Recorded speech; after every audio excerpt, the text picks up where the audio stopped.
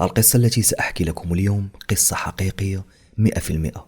وصاحب القصة تحدثت معه شخصيا وتواصلنا على انستغرام. حكاها لي بتفاصيلها وبكل صراحة أذهلتني القصة كثيرا. لم أكن أنتظر أن تكون خطيرة لهذه الدرجة، خصوصا وأن بدايتها تبدو عادية جدا، لكن عندما سنبدأ في أحداث القصة ستذهلون أنتم أيضا. لكن الشيء المهم الذي أريد أن أخبركم به هو أن هذه القصة تحتوي على أسرار عن العالم الآخر، وأنا شخصيا أول مرة أسمع عن هذه الأشياء، أول مرة أسمع بها وأكتشفها مثلكم. لكن قبل البدء في القصة لدي لكم 3 طلبات. الأولى أن هذه القصة لا تصلح للأطفال الصغار، فلا تستمعوا لها إن كان سنكم أصغر من 10 سنوات. أما الطلب الثاني، أريدكم أن تعملوا إعجابا لهذه الحلقة وادخلوا اشتركوا في القناة واتركوا تعليقا جميلا مثل وجوهكم. أما الطلب الثالث والأخير هو أريدكم أن تذهبوا لمكان هادئ ليس فيه أي ضجيج وعيشوا معي أجواء هذه القصة التي سأحكي لكم. والآن بسم الله على بركة الله لنبدأ قصتنا. اسمي هو أشرف، كنت إنسانا عاديا كبقية الناس. كان همي الوحيد هو الدراسة لنيل شهادتي الجامعية، وبعدها التوظيف في عمل جيد وعيش الحياة السعيدة كما كنت أعتقد. حصلت على بكالوريا علوم رياضية، وبعدها التحقت بمدرسة المهندسين، وبالضبط في تخصص العلوم الكهربائية. درست لمدة طويلة ثم قررت تغيير التخصص، لأنني بكل بساطة لم أكن أرتاح في هذا التخصص الحالي. قررت أن أدرس علوم البرمجة، والحمد لله الدراسة كانت قرارا جيدا بالنسبة لي، ولم أكن أجد أي مشكلة في هذا التخصص الجديد، بل على العكس أصبحت أتقنه أكثر من الأول. عند وصولي تقريبا لسن 20 قررت أن أقوم بتريب. بالنسبة للناس الذين لا يعلمون معنى التريب، فهي تعني السفر بشكل عشوائي، مثل السفر التي يكون في الغابات والويدان وهكذا. المهم هذا السفر اعتبرته آخر سفر قبل التخرج، يعني قررت أنه بعد التريب سأخصص وقتي كاملا لإيجاد عمل مناسب لي. وبما أنني شخص تعجبه موسيقى جناوة وأهتم بها كثيرا، قررت أن أتوجه لأشهر مدينة بالمغرب والتي تتميز بجناوة، وهي مدينة الصويرة. وما يجب أن تعلموا هو أنني أقطن بمدينة فاس المغربية. المهم اتجهت من فاس نحو مدينة القنيطرة. عندي صديق لي هناك ليعطيني الأدوات التي سأحتاجها من أجل التريب، من أجل السفر. كان ذلك الصديق يعمل كبائع للأعشاب في الأحياء الشعبية بمدينة القنيطرة. عندما وصلت إلى المدينة توجهت مباشرة نحو محل صديقي. فرح كثيرا بقدومي وقدم لي الشاي. كنا نتحدث، وهنا حكيت له عن هدفي، حكيت له أيضا عن الرحلة التي أنوي القيام بها، لكنه في الحقيقة لم يتفق معي. حذرني من هذه الرحلة وقال أنني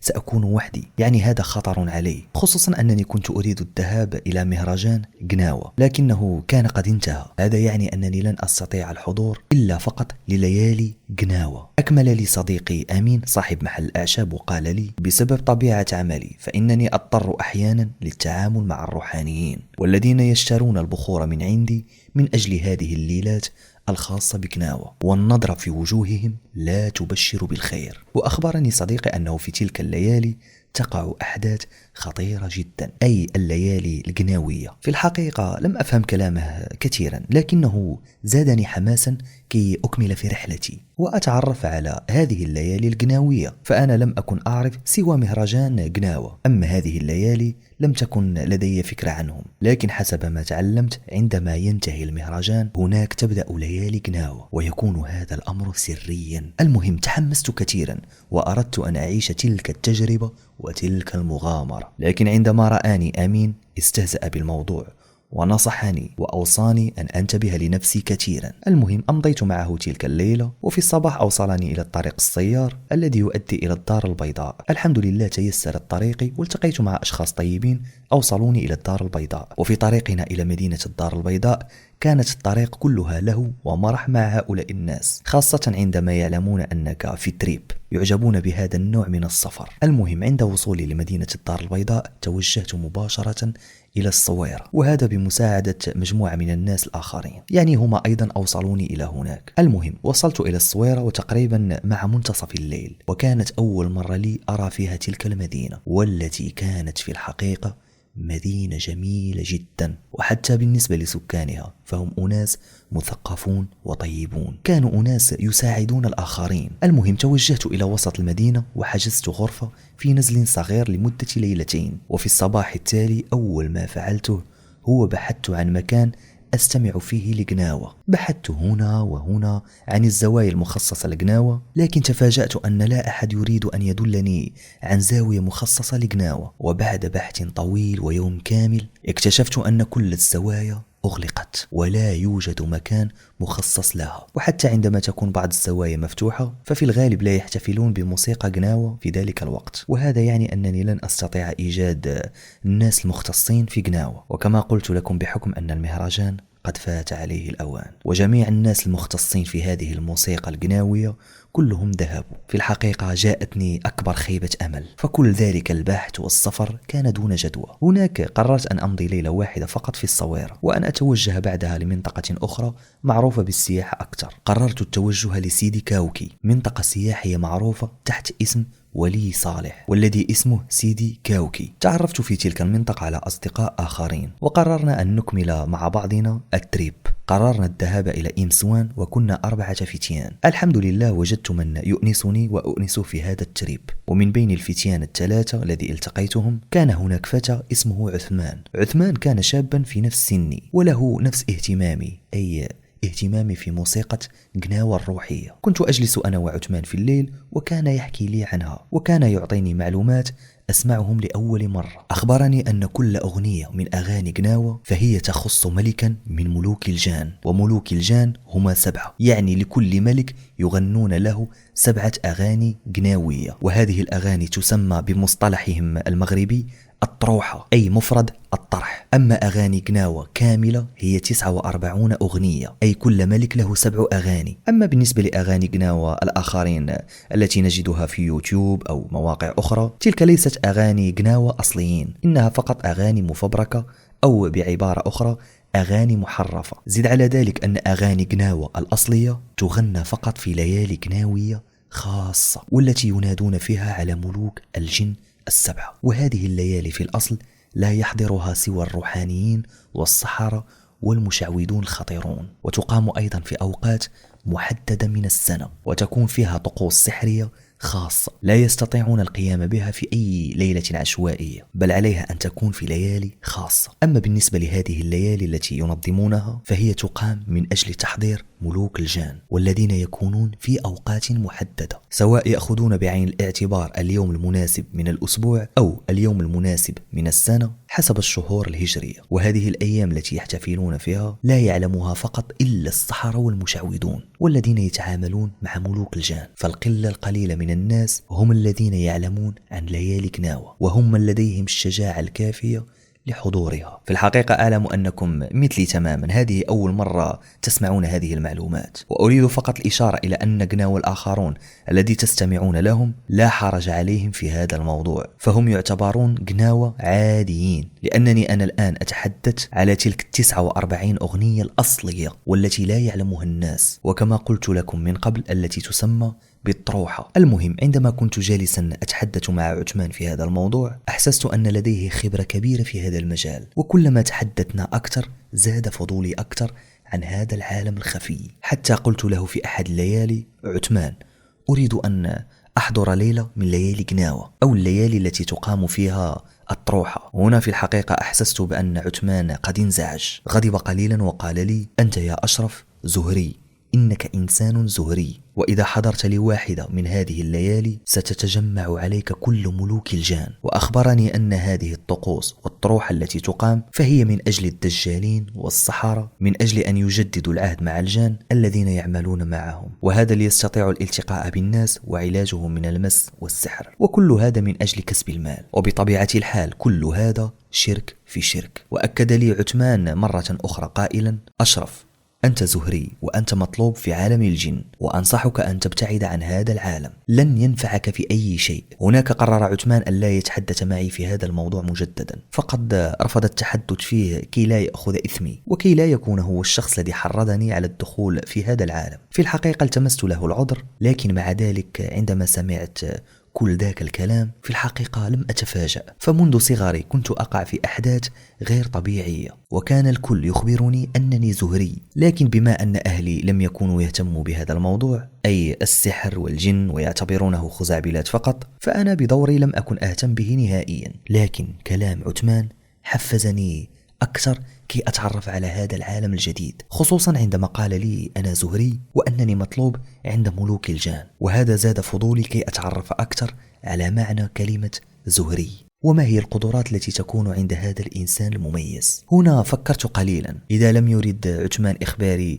أين تقع هذه الليالي، فيمكن أن أسأل ساحرا أو مشعوذا حتى يعطيني المعلومات الدقيقة عن هذا النوع من الليالي كي أحضرهم. في الحقيقة انتابني الكثير من الفضول، وأردت أن أكتشف ما يقع في تلك الليالي. المهم أكملت التريب مع الفتيان، وعدت إلى صديقي أمين في القنيطرة. حكيت له كل شيء الذي وقع بيني وبين عثمان، وحكيت له عن تلك المعلومات التي أخبرني عنها. بحكم أن أمين يبيع الأعشاب ويتعامل مع كثير من الروحانيين والمشعوذين، طلبت منه أن يوجهني عند أحد منهم، والذي يكون فعلا ساحرا أو مشعوذا حقيقيا، يعني لا يتظاهر بذلك، إنما يكون حقيقيا. أجابني أمين أن هناك امرأة كبيرة في السن، امرأة طيبة والكل يشكرها. تلك المرأة ملقبة بالشريفية، ويقولون أنها تساعد الناس الذي يعانون من السحر أو المس، ومن الممكن أن تعطيني معلومات أكثر عن هذه الليالي الجناوية. لكن أمين لا يعلم أين تقطن هذه المرأة. لكن هنا جاءته فكرة وقال لي ابقى معي في المحل لكي تؤنسني، منها تساعدني ومنها أن تنتظر تلك الشريفية أن تأتي، فهي تزورني من حين لآخر لتشتري بعض البخور. المهم ابقى معي وساعدني حتى تأتي الشريفية. في الحقيقة عجبتني فكرة أمين فوافقت. بقيت معه بضعة أيام أساعده في المحل، ومنها أتعلم فن الأعشاب وأسماء النباتات واستعمالاتها، حتى جاء اليوم الذي أتت فيه الشريفية.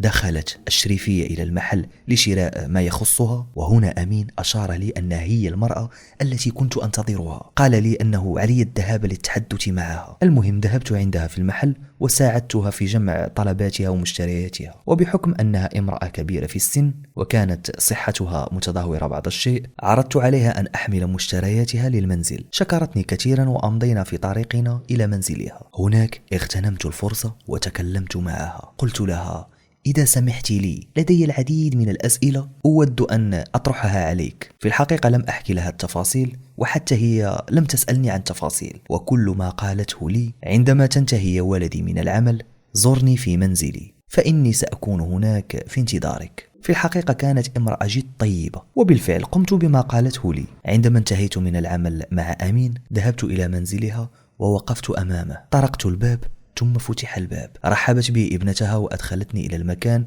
الذي تجلس فيه الشريفية. كانت امرأة كبيرة في السن تعيش هناك هي وزوجها وأولادها وأحفادها. كانوا يعيشون جميعا في ذاك المنزل الكبير. رحبت بي وقالت لي تفضل يا ولدي إلى المجمع. وبين قوسين كلمة المجمع تعني مكان يخصه الروحانيون أو المشعوذون لأعمالهم، ويمارسون فيه خلوتهم ويخصصونه لأعمالهم. المهم عندما رافقتها لمجمعها كانت غرفة مليئة برائحة البخور. كانت في الحقيقة رائحة جميلة، لكن ما كان يثير انتباهي هو 7 رايات كبيرة في الغرفة، كل راية كانت بلون، وكانت هذه الرايات مكتوب فيها لا إله إلا الله محمد رسول الله. جلست الشريفية وجلست أمامها. كان فراش الأرض هو الحصير وجلد الغنم، وكان هناك بعض القنينات من ماء الزهر ومجمر فيه بخور. عندما جلست دخل زوجها الذي كان بدوره كبيرا في السن، وكان يلبس جلبابا أبيض. وجهه كان أبيض أكثر من اللزوم، أي فيه برص. تكلمت الشريفية وقالت لي لكي تبدأ يجب أن أعطيها الفتوح. هناك فهمت ما قصدت، ثم وضعت يدي في جيبي وأعطيتها المبلغ الذي وجدته. أخذت ذاك المبلغ وغطت رأسها بغطاء أخضر وأشعلت البخور وشمته. هنا فجأة بدأت أحس بثقل على رأسي، رغم أن ذاك المجمر كانت فيه رائحة العود، أي لن يسبب لي هذه الأعراض. هنا بدأت الشريفية تكلمني بصوت غليظ ويخيف. في الحقيقة لم أفهم شيئا حينها. ذاك الصوت كان ثقيلا ولا يتقن الكلام. قالت لي إنني مثقف ومرصود. لم أفهم كلامها. شرحت لي أكثر. قالت لي إنني مثقف. مثقف لا تعني أنني لدي علوم، لا. مثقف تعني أن لا تطيقني البنات ولا يستطيعون أن يبقوا بجانبي. أما بالنسبة لمرصود فيعني أني متبوع بمستوى عالي من الجان. في الحقيقة عندما فكرت فعلا في هذا الأمر تذكرت أن فعلا لدي مشكل كبير في التعرف على البنات، وغالب الأحيان مدة صداقتي مع أي فتاة لا تتجاوز شهر واحد، بعدها في غالب الأحيان تقع مشكلة ما، وغالبا تلك المشكلة لا أعلم من أين ظهرت. المهم أننا في النهاية نتوقف عن الكلام وننهي العلاقة. لكن بالنسبة لمشكل الروحانية وأنني مرصود، هذا الموضوع لا أعلم عنه شيئا. هنا فجأة الشريفية تحدثت معي بصوت غاضب، قالت لي إنهم يرفضون أن يساعدوني. هنا ازداد الجو ثقلا لدرجة أنني بدأت أشعر بالغرفة وكأنها مليئة بالناس، وحتى الهواء أصبح من الصعب علي تنفسه. وحتى بالنسبة للسؤال الذي جئت من أجله، أي تلك الليالي التي أردت رؤيتها، لم أستطع نهائيا سؤالها. كنت أحس بالثقل في رأسي كثيرا. وهنا فجأة تدخل زوجها، ذاك الرجل الذي كان يرتدي جلبابا أبيض، بدأ يتكلم وهو ينظر في ناحية الشريفية زوجته. كان يقول لها: ساعدوه ساعدوه وكونوا بجانبه. أجابته الشريفية قائلة، لكن بالطبع ليس بنبرة صوتها: إنه زهري. والمشكلة أنه ليس زهريا عاديا، بل إنه زهري وشريف، ومن الممنوع علينا التدخل في الموضوع. بطبيعة الحال ليس الشريفية التي كانت تتحدث، بل ذلك الجان الذي كان بداخلها هو من كان يتحدث. نظر إليها زوجها قائلا: إذا رفضتم أن تساعدوه أنا الذي سأساعده. هنا أرادت الشريفية مقاطعته والتكلم، لكن نظر إليها نظرة مخيفة فطأطأت رأسها ولزمت الصمت. في تلك اللحظة أرجعت إلي نقودي وقالت لي: إنهم يرفضون أن يأخذوا من عندك أي نقود. في الحقيقة رغم أن كل شيء وقع أمام عيني، إلا أنني لم أكن أفهم ماذا وقع وماذا يقصدون بذلك الحوار الذي دار بينهم. أحسست أن الحوار كان يدور على أشياء من الصعب علي إدراكها أو أن يدركها أي إنسان عادي. هنا تكلم معي ذاك الرجل وقال لي: لقد تدخلت يا بني لأنهم كانوا يريدون إيذائك، وإذا تجرأوا عليك وآذوك من الممكن أن تفقد عقلك. عد إلى بيتك وبالليل سترى علامة، إذا رأيت تلك العلامة وقالوا لك أن تعود عندي، عندها ارجع عندي. لكن إذا لم ترى تلك العلامة ولم يقولوا لك أن تعود عندي، فلا تأتي إلى هنا كي لا تؤذي نفسك وتغير حياتك، ولا تؤذيني أنا أيضا معك. في الحقيقة كنت أشعر بإحساس غريب، كنت أشعر بالدوار والتعب وكأنني ثقيل الجسد. أصبحت أجيب فقط بنعم، كل ما سألوه أجيب بنعم، حتى خرجت من ذاك المنزل. وعندما ابتعدت عنه بدأت أستوعب ماذا حدث لي، وبدأت أحاول أن أتذكر ما حدث هناك. كنت أحاول إدراك ما كانوا يقصدون بذاك الكلام، لكن في الحقيقة لم أفهم شيئا. لكن مع ذلك بقيت كلمات ذاك الرجل تدور في ذهني، خصوصا وأنني سأرى علامة بالليل. المهم عدت إلى البيت ووجدت أمين بانتظاري. حكيت له كل شيء وحكيت له القصة. هناك في الحقيقة عرفت أن الأمور بدأت تأخذ منحى لم أكن أنتظره، أو بالأحرى منحى لا أستطيع التحكم به، لأن القصة كلها بدأت بمجرد فضول عن ليالي قناوية، فإذا به لا أفهم شيئا عن وضعي الآن، وفي نفس الوقت لم أجد أي جواب. فلم يكن لدي خيار غير أن أنتظر العلامة التي حدثني عنها ذاك الرجل، وأكتشف في الأخير أين ستوصلني هذه الطريق. أمين صديقي كان يستمع لي في صمت شديد ولم يعلق على كلامي. أحسست به أنه أيضا لم يفهم شيء في هذا الموضوع. المهم في تلك الليلة وفي وسط نومي رأيت حلما غريبا جدا. رأيت شخص يلبس الأبيض ويغطي وجهه. كان ذاك الشخص يقف بجانبي. أحسست به وكأنه غاضب مني. في الحقيقة لم أفهم شيئا في ذاك الحلم، لكن عندما استيقظت وجدت نفسي أتصبب عرقا وكأنني كنت خائفا. أحسست بإحساس غريب جدا، إحساس أنني أريد أن أعود عند ذاك الرجل وكأن شيئا يجرني إليه. انتظرت في الصباح حتى انتهى أمين من العمل كالعادة، وأخبرته أنني سأذهب عند الشريفية، أو بالأحرى عند زوج الشريفية. في ذاك الحين كنت قد أخبرت أمين عن الحلم الذي رأيته. أمين تمنى لي السلامة في الطريق، وتوجهت مباشرة إلى ذاك المنزل. عند وصولي وجدت الرجل ينتظرني، رحب بي وأخبرني: كنت أنتظرك، هل رأيت العلامة أليس كذلك؟ بالفعل أخبرته عن حلمي كاملا، وهناك أخبرني أن الشخص صاحب الأبيض الذي رأيته هو شمهاروش، أو بالأحرى كما نطقها هو الفقيه شمهاروش. وأخبرني أنه هو بدوره من تكلف بمحاكمة الجن الذين كانوا يتبعونني أو الذين كانوا يرصدونني. وأخبرني أن شمهاروش والملوك السبع الآخرون قرروا التكفل بي. هنا أعاد الرجل الترحيب بي وقدم لي الشاي. بدأنا نشرب فيه. حينها قال لي: أريد أن أسألك، ما هو نسبك؟ وهنا عندما أخبرته أنني إدريسي سكت لي مهلة وهو ينظر إلي. عندها نهض وذهب ليحضر وثائق قديمة جدا لدرجة أن لونهم أصبح بنيا وتآكلت أطرافها. أخبرني أن ذلك الكتاب يثبت شجرة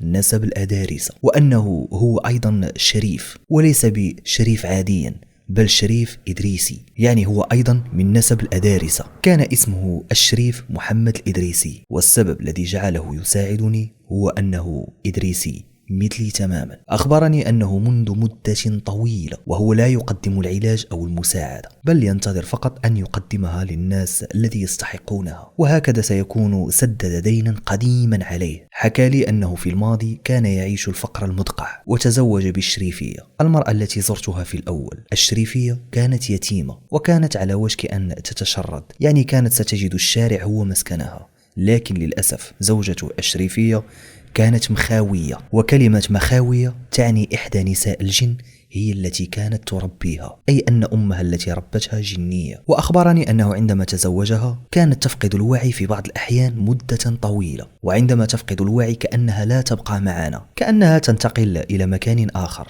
كان لا يستطيع فعل أي شيء عدا الجلوس بجانبها وعيش العذاب الحقيقي، خصوصا أن تلك المرأة من الجن التي كانت تربيها لم تكن تؤيد ذلك الزواج بينهما هي وعائلتها، والذين بالطبع كلهم من الجان. أكمل لي أن المساعدة تلقاها فقط من الأضرحة، وبالأخص من ضريح مولاي إدريس زرهوني، وأضاف أنه كما ساعده أجداده سوف يساعدني بدوره. قال لي الشريف أنه كان يذهب بزوجته إلى ضريح مولاي زرهوني، وكان يلبث هناك 3 أيام أو أكثر، وهناك كان يقرأ عليها الشرفاء القرآن ويتكلفون بحالتها. حكى لي الشريف وقال لي عندما تعالجت وأصبحت حالتها مستقرة هناك رأى في المنام مولاي إدريس زرهوني شخصيا، كان يبشره ويخبره أنه ابتداء من اليوم لن يجد مشكلة أبدا مع زوجته، أي لن يجد أي مشكلة مع الجن الذي يسكنها، لكن رغم ذلك ستبقى ممسوسة من الجن، خصوصا الجنية التي كانت ربتها. وأخبره مولاي إدريس زرهون أنه كما ساعدوه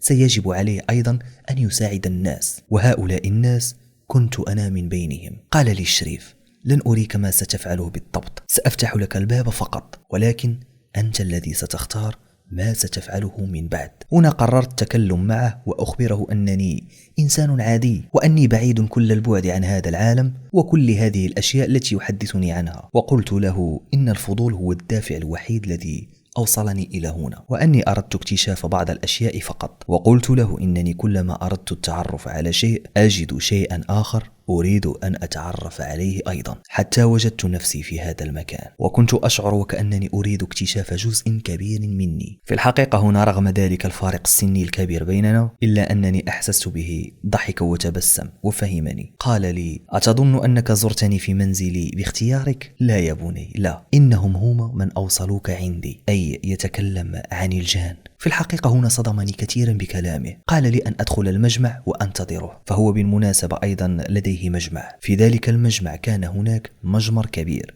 وضع فيه فأسا من الحديد، ذلك الفأس كان يحترق فوق المجمر لدرجة أنه أصبح شديد الحمورة، حتى تحول ذلك الإحمرار إلى بياض من شدة الحرارة. أخبرني أنه بدأ في تسخين الفأس بالفحم منذ الفجر، وقال لي إن طريقة العمل التي سيعمل بها لا يعلمها إلا القليل. هنا بدأ الشريف في طقوسه، وهذه المرة لم أشعر بشيء، لا بثقل في رأسي أو أي شيء آخر، بل في الحقيقة كنت عاديا. أعطاني ماء وقال لي أن أستحم به وأغتسل، وأن ألبس ملابسي بعدها دون تنشيف الماء، وقال لي أن الأبواب قد انفتحت لي. المهم خرجت من هناك وتوجهت إلى منزل صديقي أمين، وأول شيء قمت به هو استحممت بذلك الماء ودخلت لغرفتي كي أنام. لكن هذه المرة لبثنا أنا وأمين نتحدث، وحكيت له ما حدث لي مع الشريف، أي قصة شريف مع عالم الجن. تبادلنا أطراف الحديث. قلت له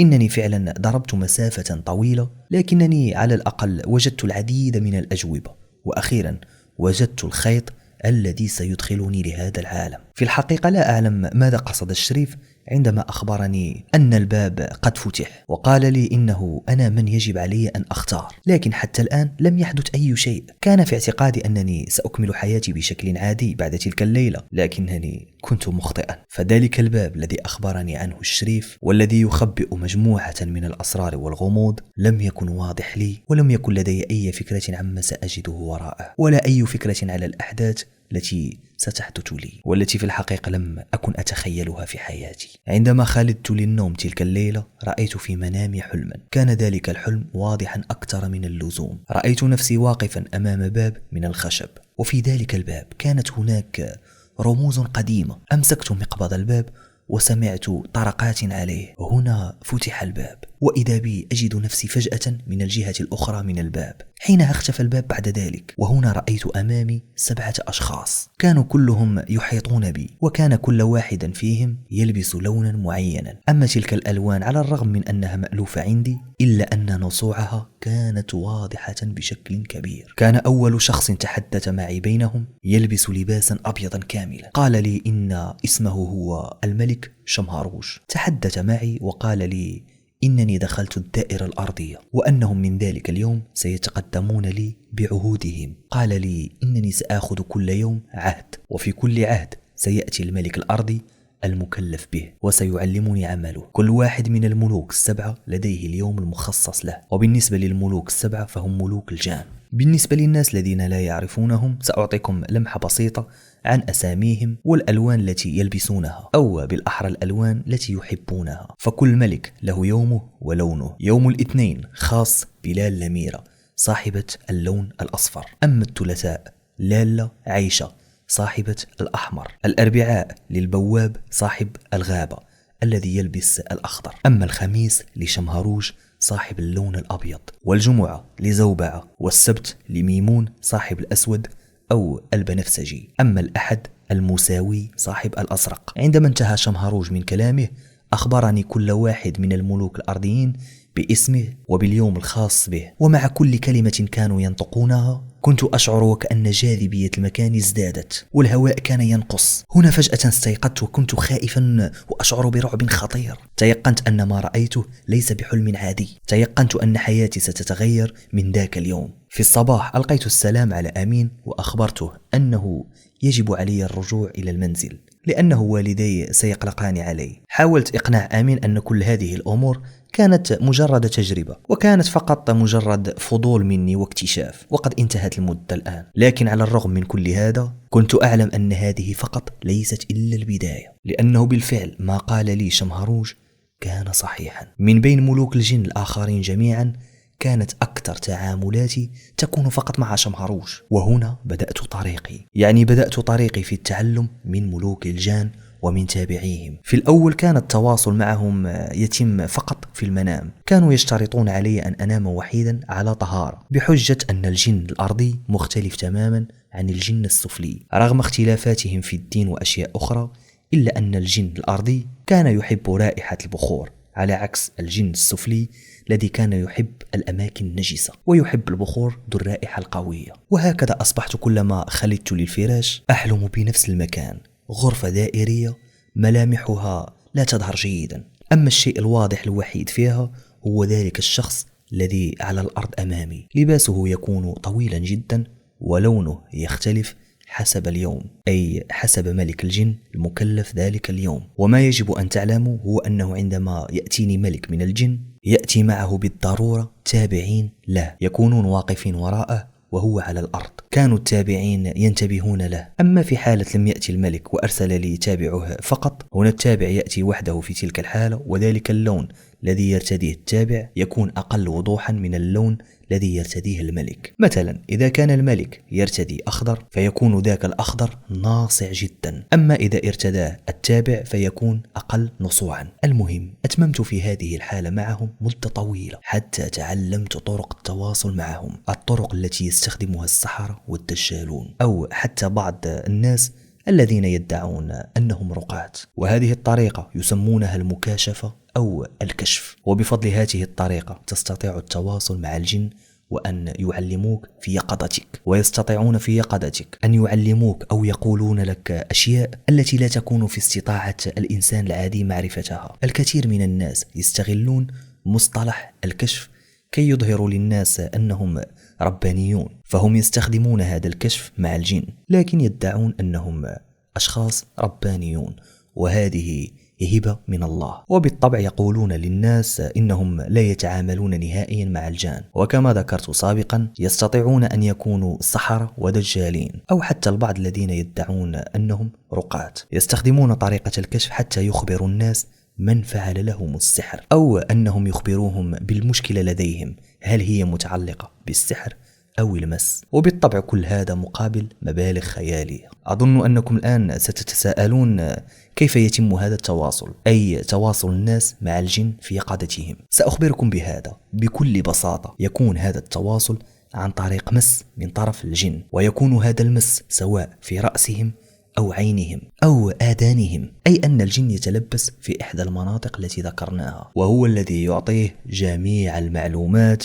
التي تتعلق بالشخص أمامه. أما بالنسبة للكشف الرباني الذي يكون من عند الله فهذا أمر مخفي، ولا يمتاز به إلا أولياء الله المخفيين، ويكون هذا الأمر جد نادر. أما بالنسبة لي كانت لدي طريقتان للتواصل معهم، سواء كما قلت لكم في المنام أو في اليقظة، أي الكشف، وكانت هاتان الطريقتان هما الوسيلة لدي للتعلم منهم والتواصل معهم. في الحقيقة الأشهر الأولى من التعلم كانت عادية، حاولت أن أترك الأمر سري لا يعلم عنه أحد، لكن مع مرور الوقت أصبح من الضروري أن أجد مكانا أطبق فيه ما تعلمته. هنا تواصلت مع صديقي الذي يمتلك منزلا من الطين. هذا المنزل يبعد قليلا عن المدينة. طلبت منه أن يؤجرني غرفة فيه أستطيع الجلوس فيها، على أساس أنني أريد مكانا هادئا أختلي فيه مع نفسي وأدرس فيه البرمجة، وفي نفس الوقت أستعد للتخرج. بالطبع هذا ما أخبرت به صديقي، لم أخبره بالحقيقة، لكن صديقي كان إنسانا جيدا، فأخبرني أنني أستطيع المكوث في ذلك البيت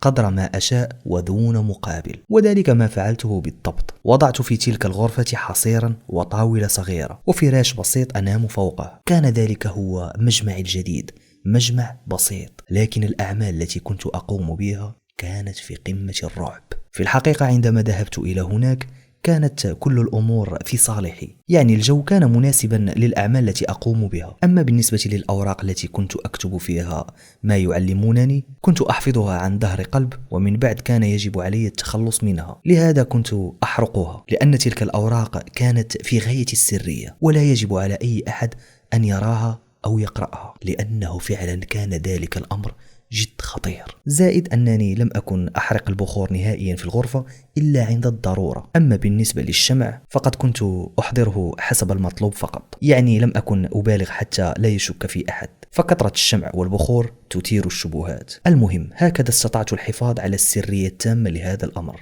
أكملت على هذا الحال لمدة سنة كاملة، وكان يزورني كل يوم ملك ويقدم لي العهد مرة تلو الأخرى. عندما كان يحضر لي العهد كنت أقبل قبل أن يبدأ في تعليمي. أما بالنسبة لذلك العهد فلم يكن فيه إلا أعمال الملك أو التابع للملك الذي جاء كي يعلمني، يعني بكل بساطة ذلك العهد فيه الأشياء التي سيعلمني إياها الملك. لكن الغريب في الأمر هو أنه لم تكن أي شروط نهائيا في ذلك العهد، فهم يعلمونني وأنا أتعلم دون مقابل، يعني لم تكن هناك شروط لكلا الطرفين. وهكذا تعلمت أشياء كثيرة وكثيرة، منها المحبة والقبول وفك السحر والصرع والكشف وقراءة التاروت، أي يعني قراءة أوراق اللعب، وأمور عديدة جدا. بل وتعلمت حتى استخراج الكنوز والعلم بمكان الكنوز وفك المسحور وأشياء عديدة أخرى، لدرجة أنني عندما تخرجت من تخصص البرمجة لم أبدأ بالبحث عن العمل، بل استأجرت منزلا بعيدا عن العائلة والأصدقاء، وهناك تفرغت للعمل الروحاني فقط، أو بعبارة أخرى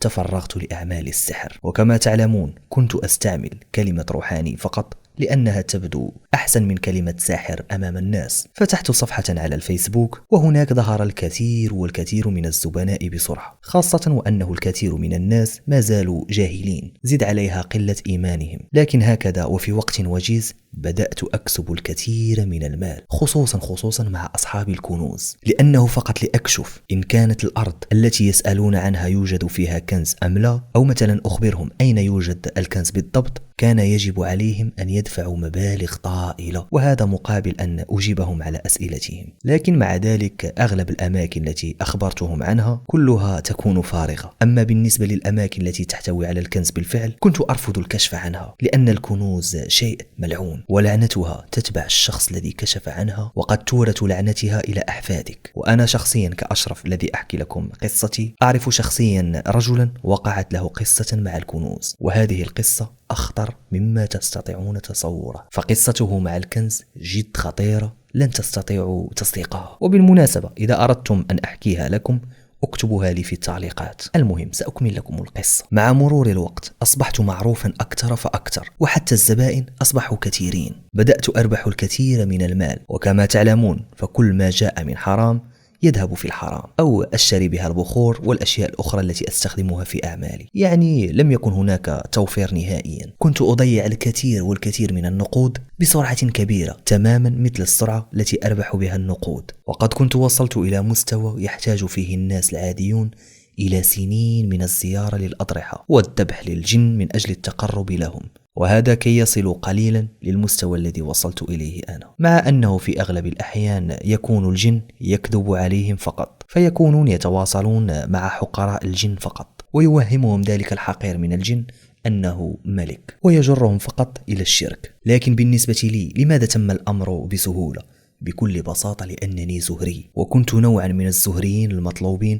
في عالم الجن. زد عليها نسبي الذي لعب دورا كبيرا، يعني من الممكن لنا أن نشبه هذا الأمر بعملة جد نادرة. أما أولئك الجن الذي كانوا رصدوني في الأول كانوا قد شكلوا علي حجابا كي يستفيدوا من طاقتي الروحانية دون علمي. لكن عندما ذهبت إلى الشريف واستعان بشمهروج، هناك تدخل ملوك الجان السبعة وعلموا بهذا الأمر وتعرفوا على طاقتي وأرادوا الاستفادة منها، لذلك قدموا لي العهود دون شروط. أعلم أنكم ستتساءلون لماذا لم يقدموا لي شروطا؟ بكل بساطة لأن الشروط تكون ملزمة لكلا الطرفين، يعني ملزمة على الجن أيضا وعلي، يعني أنه لا يمكن لملك من الجن أن يقوم بشروط بينه وبين إنسان، إنما حقراء الجن فقط هم الذين يقومون بشروط أو عهود مع إنسان. لذلك كنت أتعامل معهم دون شروط، وهذا بالطبع أعطاني الحرية التامة في التعامل معهم واستعمال الأعمال التي يهدونني. لكن هذا يعني أيضا أنه لا ضمانة لي أنهم لن يؤذوني، والشيء الوحيد الذي كان واضحا من خلال ذلك العهد المفتوح الذي أعطوني هو أنه بمجرد تعلمي منهم لا يمكن لي نهائيا أن أخلق الباب لذلك العالم مرة أخرى. في الحقيقة غلبني الطمع، وكل ما تعلمته لم يبقى كافيا بالنسبة لي، رغم أنهم ملوك الأرض إلا أن سلطتهم محدودة، أما الجن السفلي له سلطة أكبر. وهكذا ذات يوم قررت أنني سأصنع خاتم روحاني عكس الخواتم التي يبيعونها الروحانيين التي تكون منقوشة بطلاسم، يعني أنني قررت صنع خاتم يكون معدنه طلسما بحد ذاته، والذي إذا لبسه شخص طول حياته لن يصاب بمس أو سحر. وهذه الخدمة يقوم بها نوع واحد من الجن فقط، وهو جن السحرة السفليون. آنذاك كانت بيدي عزيمة مشهورة في عالم الروحانيات، وتلك العزيمة تمكنك من التواصل مع أحد الجن السفلي، أي الاستعانة به في الأعمال الروحانية. المهم استعددت جيدا وأعددت كل المواد التي سأحتاجها. اشتريت خاتما من الفضة بحجر عين النمر، وخاتم عين النمر هو خاتم من الفضة، والحجر اسمه عين النمر، حجر معروف عند المغاربة والعرب يلبسه الكثير من الناس. عندما اشتريته كان خاتما عاديا في الأول، لكن بعد قيامي بمجموعة من الأشياء لم يبقى عاديا. استمعوا معي إلى ما فعلت. دخلت إلى مجمعي وبدأت باستحضار الجن السفلي. كان ذلك اليوم في ساعة النحسة، يعني وقت ممنوع فيه أن تقوم بالعبادات أو الطقوس الروحانية. في الحقيقة أظن أنكم لم تفهموني جيدا، لهذا سأشرح لكم. يجب أن تعلموا أن الأوقات في الأيام تنقسم على وقتين: أوقات نحسة وأوقات سعيدة. بالنسبة للأوقات النحسة يكون فيها فقط أعمال المضرة، أما بالنسبة للأوقات السعيدة فتكون فيها أعمال المحبة والأعمال الإيجابية. لكن بالطبع كل هذا سحر في سحر، لكن بالنسبة لي اخترت وقتا نحسا والذي يصادف أنه ممنوع فيه الصلاة، وهذا في الحقيقة كان خطأ كبير مني. المهم أشعلت شمعة ووضعتها فوق الطاولة، استعملت المداد الروحاني وبدأت في استدعاء الجن السفلي، والذي كان هو من سيواكب معي هذه العملية. في الحقيقة كان حضوره صعبا جدا وثقيلا، أصبحت تلك الغرفة تنقص إنارتها شيئا فشيئا، حتى أن الشمع أصبح ضوءه جدا قويا في لحظة ما. هنا تأكدت وعلمت في إحدى اللحظات أنه فعلا حضر، أي الجن السفلي. أخبرته بطلبي، في نفس الوقت وافق بضحكة حركت الجدران وأراني الطلسم الذي سأكتب في الورقة. كان الطلسم يبدو لي في عقلي وكأنني أعرفه. كان علي دمج ذلك الطلسم في الورقة مع خاتم الفضة، وهكذا كي أروحن فضة الخاتم. وكلمة روحنة سأشرحها لكم. أولا يجب أن تعلموا أن هناك أناس يوهمون الآخرين أن هذه الخواتم روحانية بغرض بيعها بمبالغ طائلة، وهذه الخواتم سواء ينقشون فيها في حجرها أو فضتها طلسما كي يصبح روحانيا، أو بالأحرى خاتم مسحور، أو في الحقيقة لا يقومون بشيء أصلا ويدعون أنه خاتم مسحور، لأن الشخص العادي لا يستطيع التمييز في هذا الأمر. المهم الآن سأتحدث لكم عن الطريقة التي عملت بها. فأنا في الحقيقة لم أقم بطريقة النقش، بل قمت بطريقة أخطر، وهي أنني ألصقت الطلسم على فضة الخاتم، وبهذه الطريقة الطلسم يمر إلى الفضة، وعندما يمر يسمى الأمر بروحنة الخاتم، أي أن الطلسم مر للخاتم دون نقش، وهذا النوع من الأعمال يكون أخطر جدا. المهم أكملت الطقوس التي أخبرني بها الجني السفلي بالحرف حتى انتهيت من كل شيء، وفي نفس الوقت كنت أحس بمجمعي يمتلئ بالجن السفلي غير ذاك الجني الذي أطلعته في العزيمة. في الحقيقة أحسست أن شيئا ما لم يكن على ما يرام، لكن لم يكن بإمكاني التصرف حتى أنهي الطقوس التي بدأت، فلا يمكن لي أن أتوقف. المهم عندما انتهيت من هذا رأيت شخصا يرتدي الأبيض، كان واقفا أمام باب المجمع، كان هو وإحدى خدمه، كان شمهاروج. هنا تأكدت أنني قمت بشيء غير صحيح في ذاك العمل. لهذا عندما أتممت عملي لم ألبس ذاك الخاتم الذي صنعت، كنت أريد رؤية تبعات العمل الذي قمت به أولا، وكانت أغلب الأخبار الكبرى لا أراها إلا في المنام، خصوصا الذي يكون قويا جدا، ويمكن أن نقول إن شدة قوته كانت مثل الإسقاط النجمي. عندما نمت تفاجأت أنني أتعرض لمحاكمة من طرف الجن. أولا لأنني تجاوزت صلاحياتي وتعاملت مع الجن السفلي دون عهد أو خلوة روحانية. ثانيا لأنني قمت بعمل شديد الخطورة وممنوع منعا كليا على الجن الأرضي. أما ثالثا وأخيرا هو لأنني لم أحترم الأيام المخصصة لكل ملك من ملوك الجان الذي قدمت معهم العهود، زائد أنني أدخلت في تلك الأيام الجن السفلي. وهكذا كان عقابي في تلك المحكمة هي أنني سأتعرض للسلب من طرف الجن التي تعديت على حرمتي في ذلك اليوم، وهذا السلب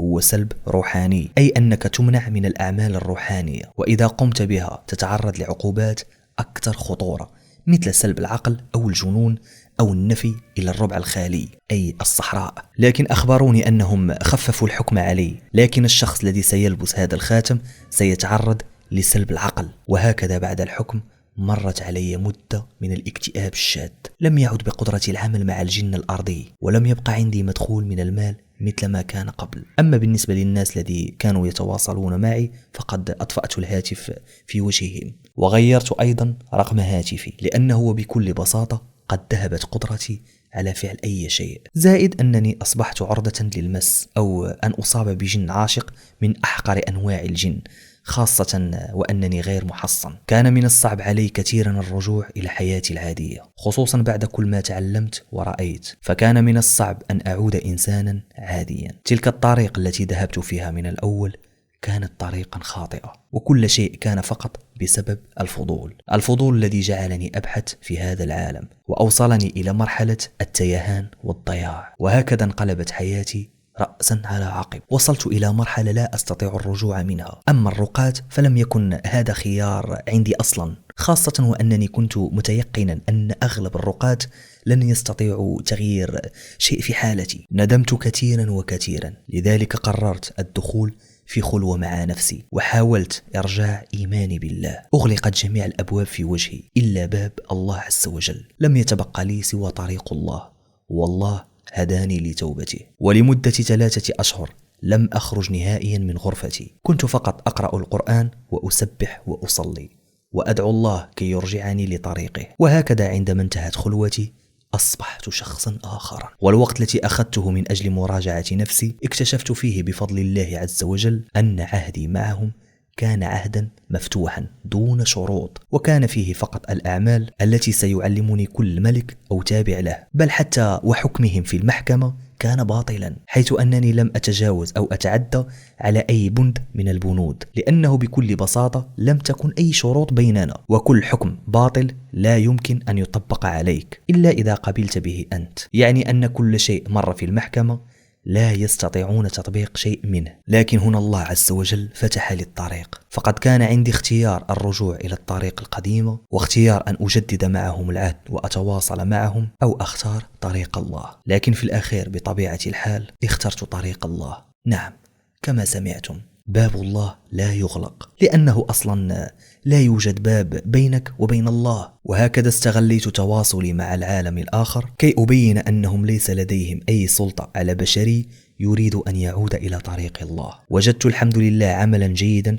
في شركة للمعلومات، وأصبحت أساعد أيضا بعض الناس في الرقية، أو أساعدهم من مشاكل يعانون منها من مالي الخاص دون مقابل. والحمد لله منذ ذلك الوقت حتى الآن أصبحت راضيا عن نفسي، وأدعو الله أن يستفيد الناس من قصتي التي حكيت لكم. وأتمنى أن تكون القصة قد أعجبتكم واستفدتم منها، فبكل صراحة هي قصة حقيقية ورائعة جدا بكل أحداثها. إذا كانت عندكم قصة أنتم أيضا وتريدون مشاركتها معنا في القناة، ما عليكم فقط الدخول إلى انستغرام الخاص بي، سيظهر لكم هنا، ممكن أن تتواصلوا معي وأن تحكوا لي قصصكم. كان معكم أخوكم أمين نقيطي.